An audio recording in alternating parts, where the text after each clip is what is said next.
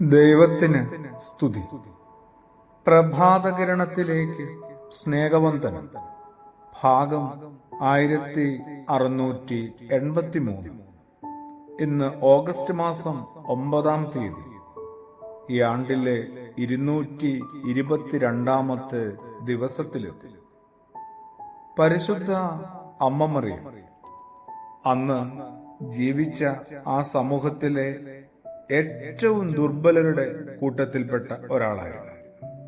അതെ, പ്രായമുള്ളവരെ ബഹുമാനിക്കുന്ന ആ സമൂഹത്തില് മറിയമെന്ന പെൺകുട്ടി എന്തുമാത്രം ചെറുപ്പമായിരുന്നു.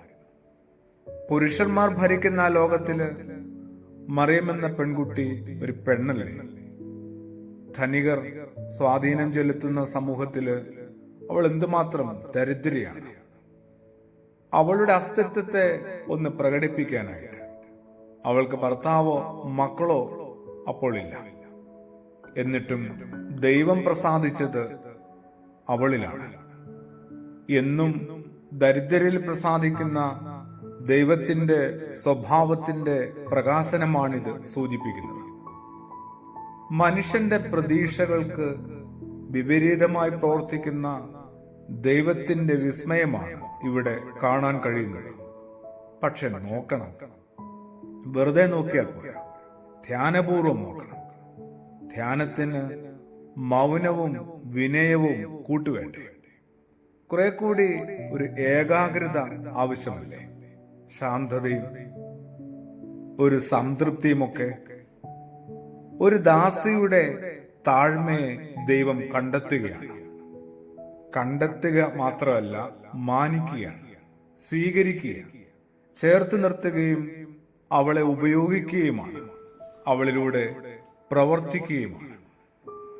മറിയം തന്നെ ഇത് വ്യക്തമായി വെളിപ്പെടുത്തുന്നുണ്ട്. വിശുദ്ധനായ ലൂക്കോസിന്റെ സുവിശേഷം 1-ാം അധ്യായത്തിന്റെ 48 മുതലുള്ള തിരുവചനത്തില് ദൈവം തന്റെ ദാസിയുടെ താഴ്മയെ കടാക്ഷിച്ചിരിക്കുന്നു.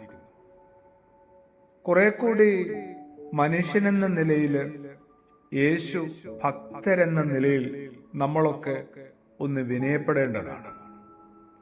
അടുത്തടുത്ത് നമുക്ക് ചുറ്റുമുണ്ടാകുന്ന എല്ലാ ദുരിതങ്ങളെയും ദുരന്തങ്ങളെയും നമ്മൾ ശരിക്ക് മനസ്സിലാക്കിയിട്ടുള്ളവരുമാണ്. എന്നിട്ടും അഹന്തയ്ക്ക് മാത്രം യാതൊരു കുറവുമില്ല, അയവുമില്ല. അതിങ്ങനെ വല്ലാതെ മുറുകി വളർന്ന് ആൾരൂപമായി മാറിയിട്ടുണ്ട്.